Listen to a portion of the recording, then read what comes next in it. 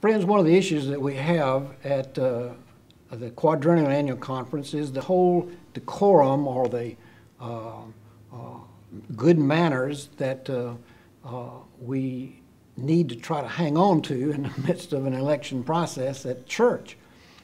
Simply in our local churches, we're not used to people competing for a job. Usually we have to go out and recruit. Now we've got people competing here. What's going on and how do I deal with this? People have been sending out postcards, letters, brochures, vote for me, vote for me, vote for me. How do we deal with that in a church process? Well, just remember that, let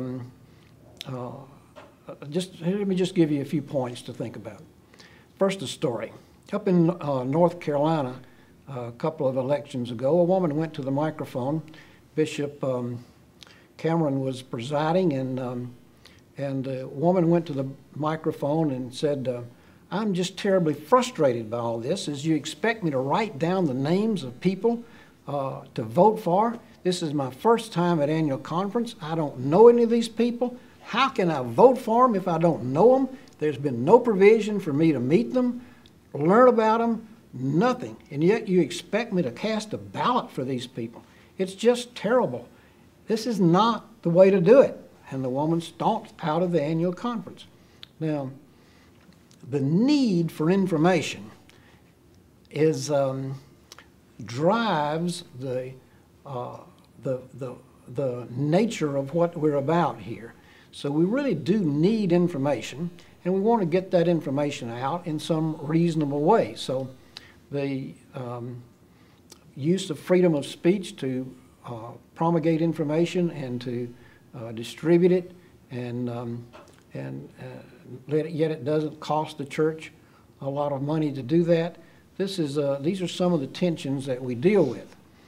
In addition to the normal competitiveness of various theological positions, various positions on human sexuality, various positions on church administration, and the normal tensions that we might feel in a process that involves a budget of $400 million per quadrennium and affects the lives of 8 million United Methodists.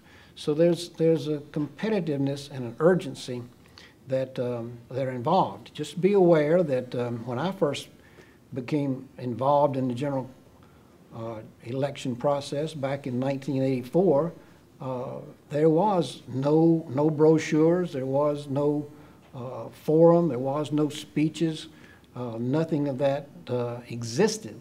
And if you didn't have some presence on the stage, you simply had no opportunity whatsoever to be elected.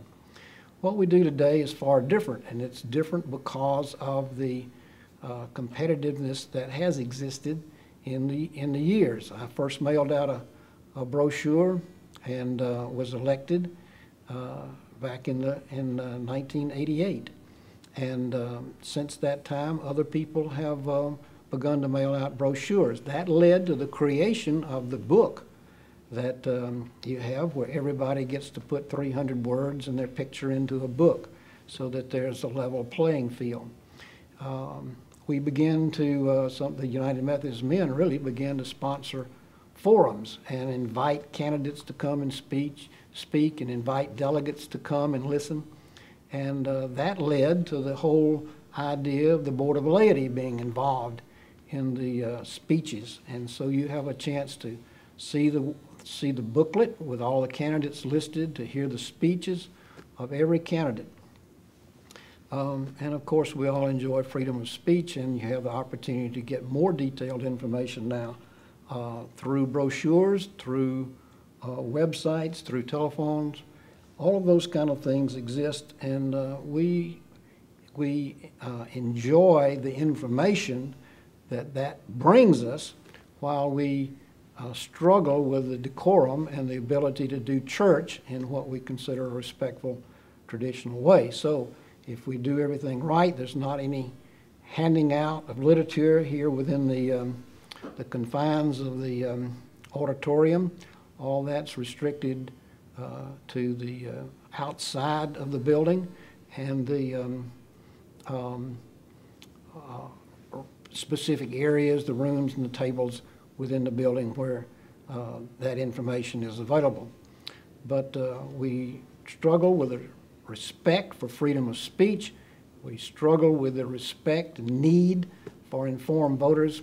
We feel like those of us who have seen what's happened in other annual conferences, who know the frustrations that exist in other annual conferences, feel very good about and able to say that the North Georgia voter is the most informed voter within our connection. I don't know of any other annual conferences who do as much to keep our voters informed as are done by the candidates and by the processes through the Board of Laity that occur here in North Georgia.